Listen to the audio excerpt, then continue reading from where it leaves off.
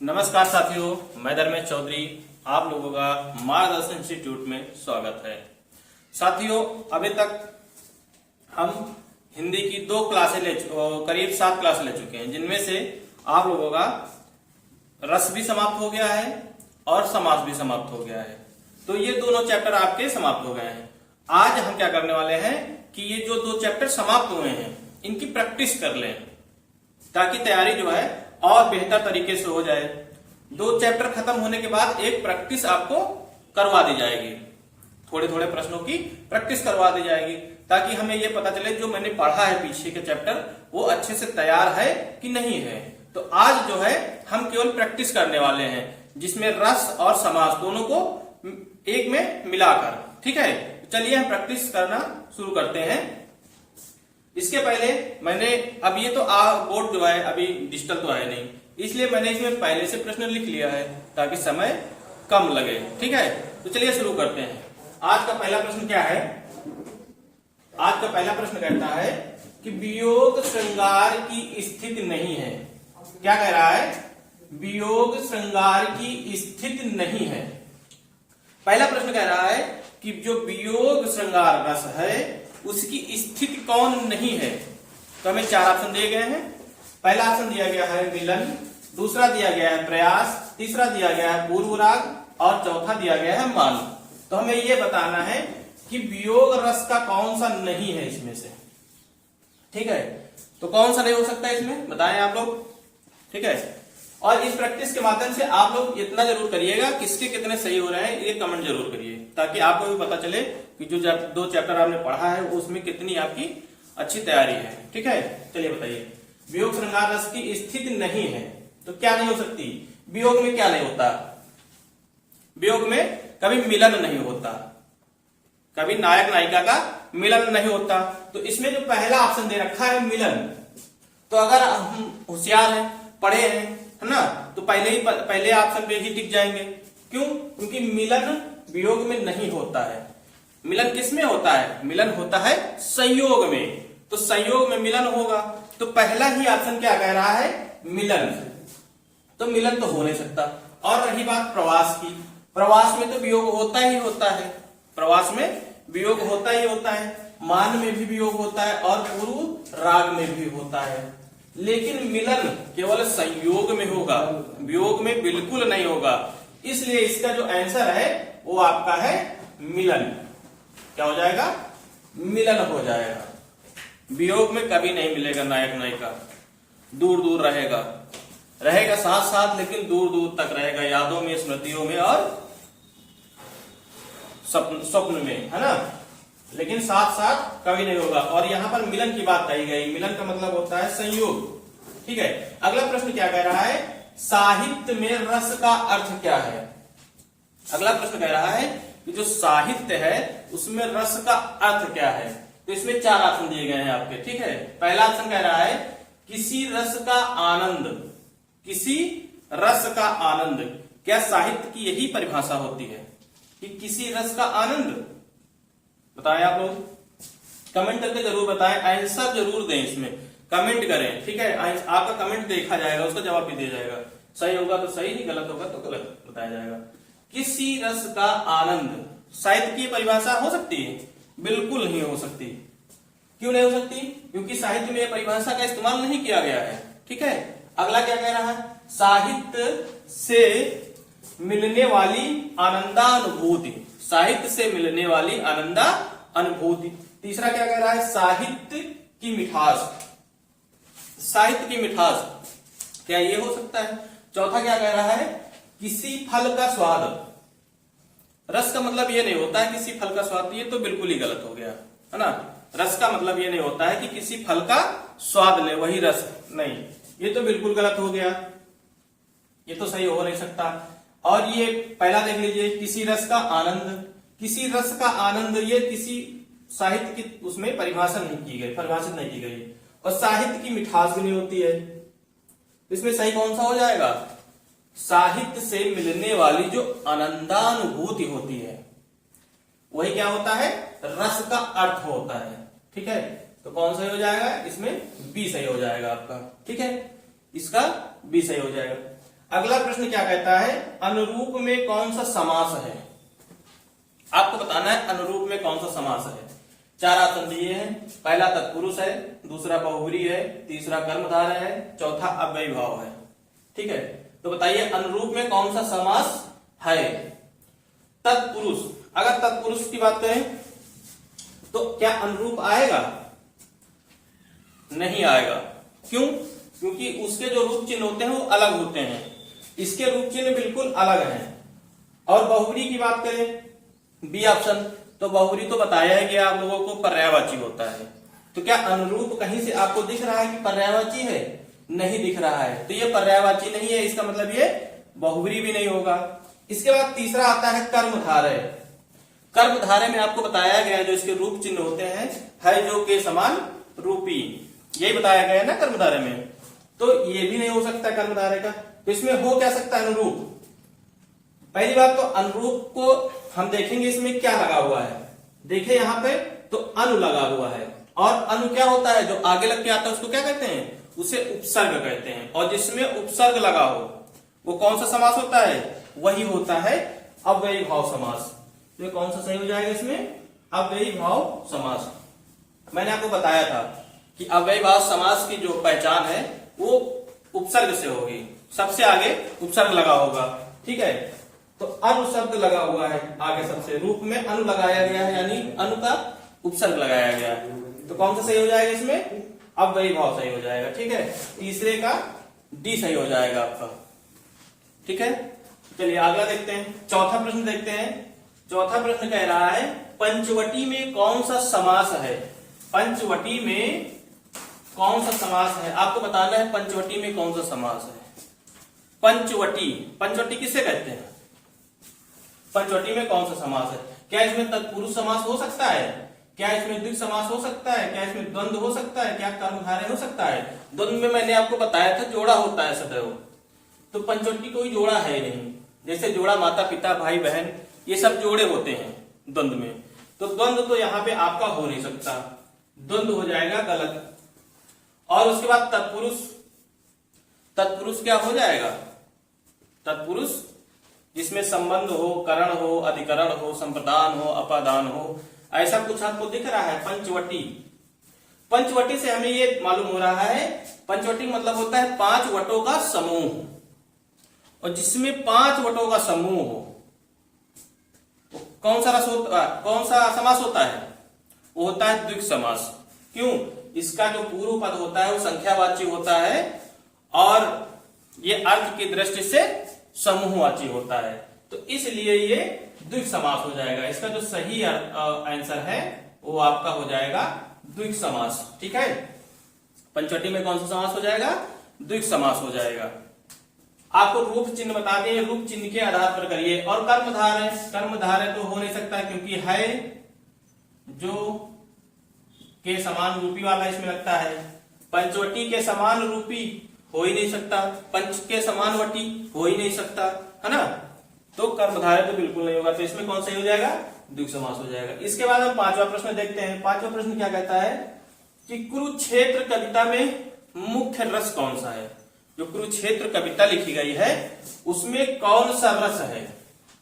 कुरुक्षेत्र, कुरुक्षेत्र एक शब्द देखिए, सभी लोग जानते हैं कुरुक्षेत्र किसके क्यों हुआ था और किससे संबंधित है कुरुक्षेत्र। ठीक है, कविता में मुख्य रस कौन सा है, उसमें क्या दर्शाया गया था, उसमें वीरता दर्शाई गई थी, है ना, बहुत सारे वीरों के बारे में बताया गया था कुरुक्षेत्र में, कौन कितना महान था। तो इससे तो हम साफ साफ जाहिर हो जाएगा कि कौन सा रस हो जाएगा इसमें। कुरुक्षेत्र कविता में मुख्य रस कौन सा है, वीर रस है, श्रृंगार रस। श्रृंगार रस होगा, श्रृंगार रस तो बिल्कुल नहीं होगा। क्यों, इसमें संयोग और वियोग वाला सिस्टम होता है, नायक नायिका वाला सिस्टम होता है, श्रृंगार रस होगा नहीं। वात्सल्य जो होता है ये बच्चों के प्रति स्नेह वाला होता है। ठीक है, और करुण रस शोक होता है ना, तो इसमें बचा कौन सा आपका, वीर रस। कुरुक्षेत्र का मतलब ही होता है वीरता, यानी इसमें कौन सा रस है, वीर रस। पूरी बुक में आपको केवल वीरता के बारे में बताई गई है ना, युद्ध के बारे में बताया गया है, और जहां वीरता के बारे में, युद्ध के बारे में बताया जाए वहां पर वीर रस होता है। ठीक है, चलिए इसके बाद हम देखते हैं छठा प्रश्न। छठा प्रश्न क्या कहता है, किस रस को रसराज कहते हैं। ये बिल्कुल आसान है, आपको बताना है किस रस को रसराज कहा गया है। किस रस को कहा गया है बताएं, कमेंट जरूर करिए भाई आप लोग, ठीक है। और जल्द से जल्द कोशिश करिए कि हम लोगों के जो सब्सक्राइबर जल्दी बढ़े, आप लोग शेयर करिए वीडियो, ताकि लाइव बताया जाए और लाइव प्रैक्टिस जब होगी तो उसमें आप तुरंत जवाब देंगे, ठीक है, और हम लोग रूबरू होके पढ़ सकेंगे, ठीक है। चलिए छठवां बताइए, किस रस को रसराज कहा गया है। किसको कहा गया है, क्या शांत रस को कहा गया है, वीर रस को कहा गया है, या करुण रस को कहा गया, श्रृंगार रस को कहा गया। किस रस को कहा गया रसराज। अरे मैंने आपको बताया था कि रसराज जो होता है वो श्रृंगार रस ही होता है, श्रृंगार रस ही रसराज होता है, क्योंकि जितना रस इसमें है श्रृंगार रस में उतना रस किसी में नहीं है, इसीलिए इसको रसों का राजा कहा जाता है, रसराज, ठीक है। तो ये हो गया आपका डी, 6 का हो गया आपका डी, यानी श्रृंगार रस। किस रस को रसराज कहा गया है, डी हो गया। इसके बाद 7वां प्रश्न क्या कहता है, 7वां प्रश्न कहता है रस सूत्र के जनक कौन है। रस सूत्र के जनक कौन है। मैंने जब भी पढ़ाया था क्लास में तो इसके बारे में बताया गया था, रस सूत्र के जनक, ठीक है। तो ये आपको बताना है रस सूत्र के जनक कौन है। आपका पहला ऑप्शन है तुलसीदास, क्या तुलसीदास है। दूसरा है बी भट्टनायक, बी है भट्टनायक, और तीसरा है भरतमुनि, चौथा है अभिनव गुप्त। आपको बताना है इसमें से कौन सा होगा जो रस सूत्र के जनक हैं। रस सूत्र के जनक बताना है आपको, बताइए कौन से हो सकते हैं। तुलसीदास, तुलसीदास का तो कहीं नाम ही नहीं लिया गया है रस में, तो तुलसीदास भी नहीं होंगे, है ना, तुलसीदास भी नहीं होगा, और भट्टनायक ये भी नहीं होंगे, अभिनव गुप्त ये भी नहीं होंगे। इसमें जो है भरत मुनि का नाम लिया गया है, रस सूत्र के जनक माने गए हैं भरत मुनि। और मैंने बताया था भरत मुनि ने कौन सा रस नहीं माना है, भरत मुनि ने शांत रस को रस नहीं माना है। इन्होंने अपने एक वाक्यम रसात्मक काव्य में किसका उल्लेख नहीं किया है, इन्होंने अस्थायी भाव का भी उल्लेख नहीं किया है। तो रस सूत्र के जनक की बात की जाए तो कौन हो जाएंगे, भरत मुनि हो जाएंगे, ठीक है। ये आपके 7वें प्रश्न का आंसर हो गया सी, ठीक है। इसके बाद हम 8वां प्रश्न देखते हैं। चलिए देखते हैं 8वां प्रश्न। 8वां प्रश्न क्या कह रहा है, सूरदास के पदों में कौन सा रस नहीं पाया गया है। सूरदास के पदों में कौन सा रस नहीं पाया गया, मतलब जो सूरदास जी ने जितने भी पद लिखे हैं उसमें कौन कौन से रस हैं और कौन से रस नहीं है। इसमें कहा गया है नहीं पाया गया है, सूरदास के पदों में कौन सा रस नहीं पाया गया पूछा गया है, ठीक है। तो पहला ऑप्शन है आपका वात्सल्य रस है, शांत रस है, भयानक रस है, श्रृंगार रस है। तो अगर बात करें सूरदास के बारे में, जी के बारे में, तो सूरदास के जो जितने भी पद हैं उसमें वात्सल्य वाला जरूर है, वात्सल्य रस जरूर है। क्योंकि वात्सल्य में क्या होता है, बच्चों के प्रति स्नेह होता है, माना बच्चों के प्रति स्नेह, बच्चों के प्रति स्नेह होता है। शांत रस का भी इनके पदों में जिक्र किया गया है, शांत रस के साथ में श्रृंगार रस का भी जिक्र किया गया है इनके पदों में, लेकिन कहीं भी भयानक रस का जिक्र नहीं है इनके पदों में, भयानक रस का जिक्र नहीं है। इनके जितने भी पद हैं इन्होंने अपने पदों में भयानक रस का जिक्र नहीं किया है, ठीक है, भयानक रस नहीं पाया जाता है। तो सूरदास के पदों में कौन सा रस नहीं पाया जाता है, तो आपका आंसर हो जाएगा भयानक रस। कौन सा, भयानक हो जाएगा। इसके बाद हम देखते हैं 9वां प्रश्न। 9वां प्रश्न क्या कहता है कि संचारी भावों की कुल संख्या कितनी है।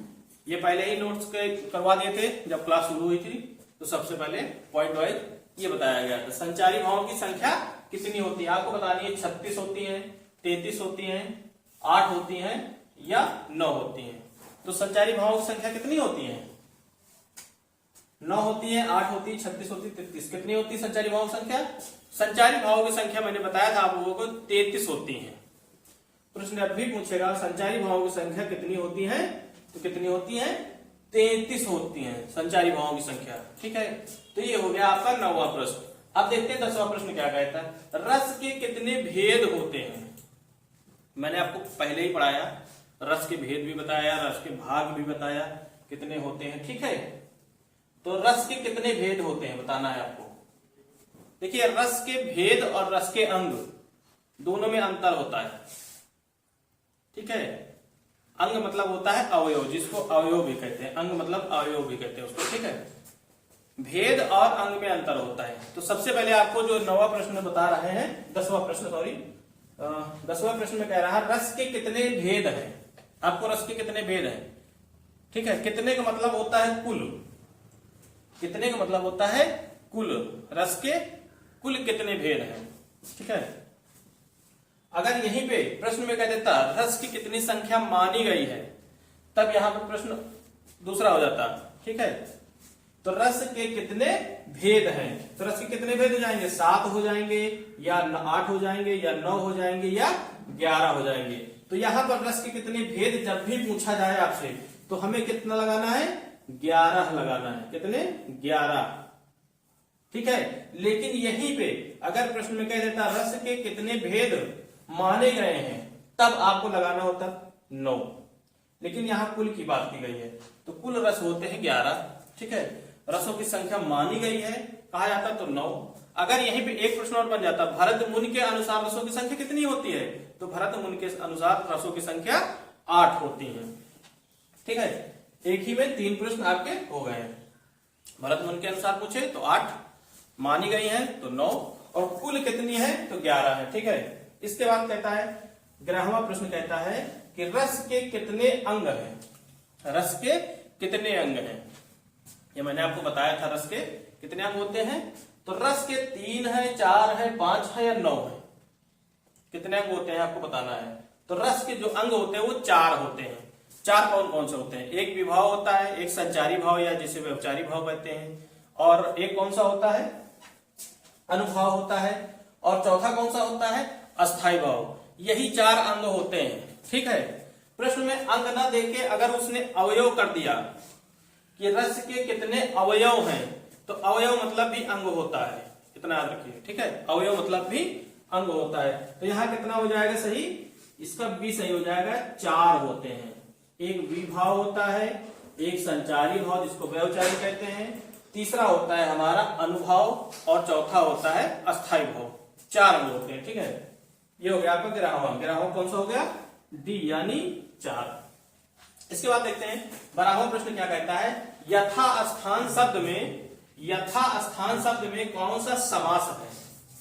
आपको बताना है यथास्थान शब्द में कौन सा समास है। पहला ऑप्शन है बहुब्री, दूसरा है द्विगु समास, तीसरा है अव्ययी भाव, चौथा है कर्मधार है। तो इसमें कौन सा हो जाएगा बताइए आप लोग।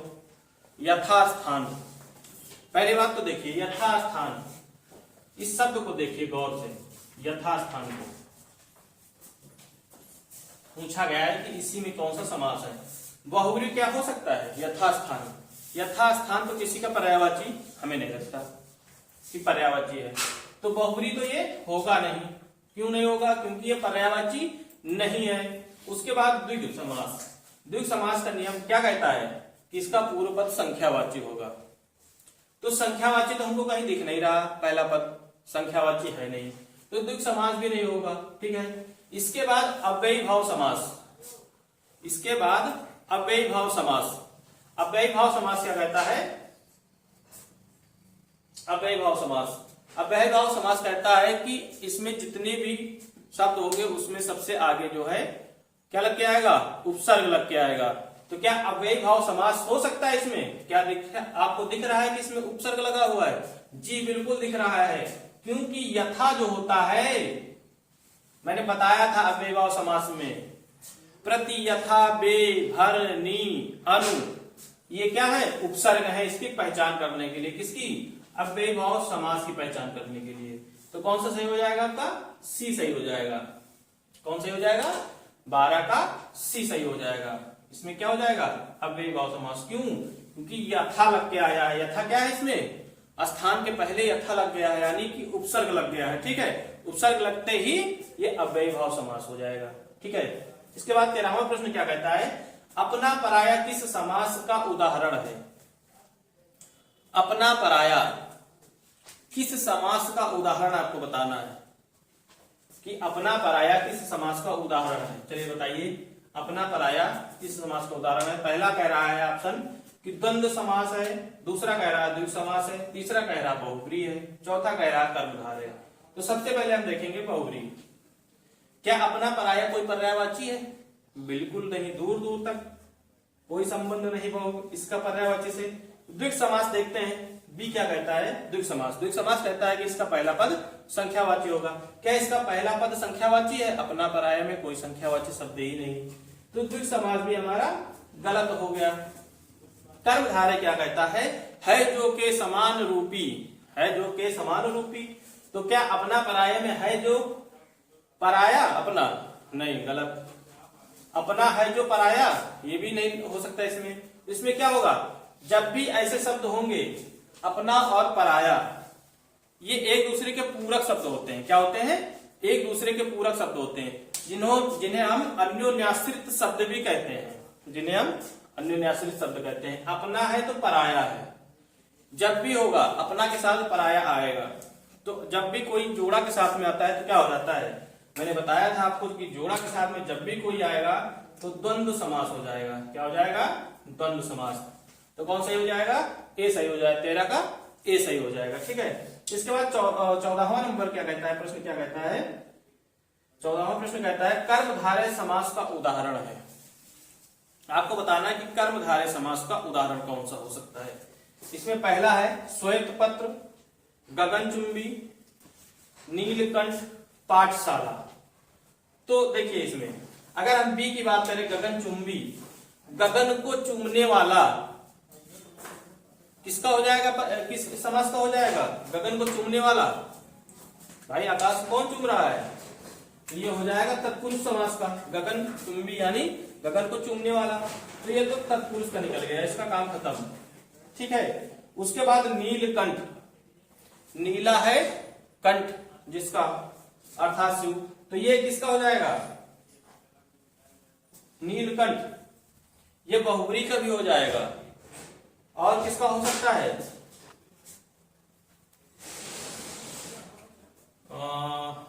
ठीक है, नीलकंठ, ये तो उसका हो गया, बहुब्री का हो गया, तो ये भी नहीं होगा। पाठशाला, पाठ के लिए शाला, ये भी नहीं होगा। ठीक है। अब कहें कर्मधारय समास का उदाहरण पूछा था ना, श्वेत पत्र, श्वेत रूपी पत्र यानी सफेद पत्र, तो क्या हो जाएगा? यहां पर हो जाएगा कर्मधारय समास, यानी किसमें हो जाएगा? श्वेत पत्र में कर्मधारय समास हो जाएगा। ठीक है। ये हो गए आपके 14 प्रश्न। इसके बाद हम देखते हैं 15वां प्रश्न। ठीक है, चलिए देखते हैं अगला प्रश्न। अगला प्रश्न हमारा 15वां है। क्या कहता है कि कमल नयन में कौन सा समास है।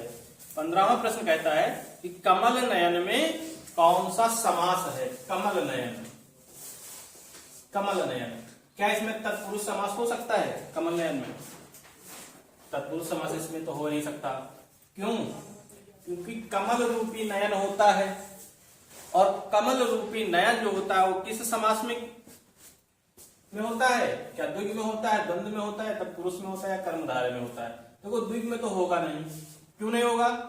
क्योंकि द्विगु में क्या होता है, पहला पद संख्यावाची होता है, यहाँ कोई संख्यावाची है नहीं। और द्वंद्व का मतलब होता है जोड़ा, तो द्वंद्व भी नहीं है यहाँ पर, और तत्पुरुष तो यहाँ पे होगा ही नहीं। तो कौन सा बच्चा हमारा? कर्मधारय समास बच्चा, यानी कमल रूपी नयन या कमल के समान नयन, नयन नेत्र, कमल के समान नेत्र। इसके बाद कह रहा है कि भरपेट में, 16वां प्रश्न कहता है भरपेट में कौन सा समास है। भरपेट में कौन सा समास है? कहा गया भरपेट में कौन सा समास है। क्या बहुब्री? बहुब्री क्या कहता है? पर्यायवाची, तो पर्यायवाची है नहीं भरपेट, तो बहुब्री भी नहीं होगा इसका। बी कहता है तत्पुरुष, तो तत्पुरुष में ना तो संबंध है, ना अधिकरण है, ना अपादान है ना, तो ये सब भी नहीं है इसमें। इसके बाद कहता है अव्ययी भाव और कर्मधारय। कर्मधारय का मतलब होता है के समान रूपी, तो भरपेट अगर देखें कर्मधारय तो कर्मधारय भी नहीं होगा, तत्पुरुष भी नहीं होगा, तो बचा कौन सा हमारा? चौथा बचा है कौन सा? अव्ययी भाव। क्यों अव्ययी भाव में? क्यों भरपेट में अव्ययी भाव क्यों होगा? क्योंकि देखो पहले था पेट, तो उसमें जो भर है ये लगाया गया है उपसर्ग, भर लगाया गया है उपसर्ग। पहले पेट था उसमें भर उपसर्ग लगा दिया गया, तो क्या हो गया? भर पेट हो गया। इसलिए अव्ययी भाव सही हो जाएगा हमारा। कौन सही हो जाएगा? अव्ययी भाव सही हो जाएगा। ठीक है, क्योंकि इसमें उपसर्ग जो है भर लगाया गया है। पहले पेट था उसमें भर उपसर्ग लगा दिया गया, भर पेट हो गया, तो ये अव्ययी भाव हो गया। उसके बाद अगला देखिए 17वां प्रश्न कहता है कि नवयुवक में कौन सा समास है? नवयुवक में कौन सा समास है? क्या कर्मधारय है, तत्पुरुष है, अव्ययी भाव है या बहुव्रीहि है? नवयुवक में बताना है आपको कौन सा हो जाएगा। नवयुवक में कौन सा समास है? कर्मधारय, तत्पुरुष, अव्ययी भाव, बहुव्रीहि। तो नव रूपी युवक होगा क्या? देखो युवक, इसमें उपसर्ग कहीं दिख रहा है आपको? उपसर्ग तो नहीं दिख रहा है, तो अव्ययी भाव तो होगा नहीं। बहुव्रीहि ये कोई पर्यायवाची है नहीं।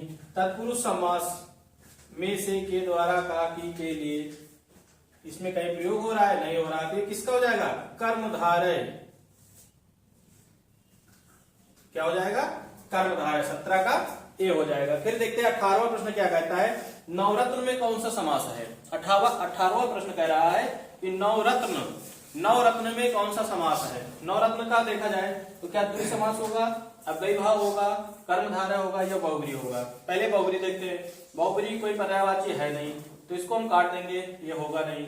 अव्ययी भाव, क्या इसमें नवरत्न में उपसर्ग दिख रहा है? नहीं, तो अव्ययी भाव भी नहीं होगा।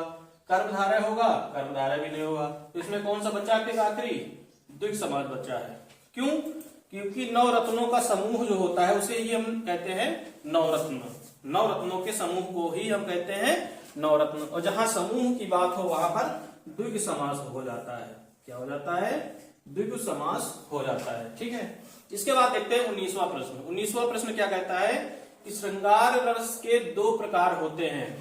इसने भी ये पूछा है कि श्रृंगार रस के वो 2 कौन से प्रकार होते हैं। पहला ऑप्शन है जिसमें आपका अनुभाव रस, वियोग रस। दूसरा कह रहा है संयोग रस और वियोग रस। तीसरा कह रहा है संयोग रस और विभाव रस।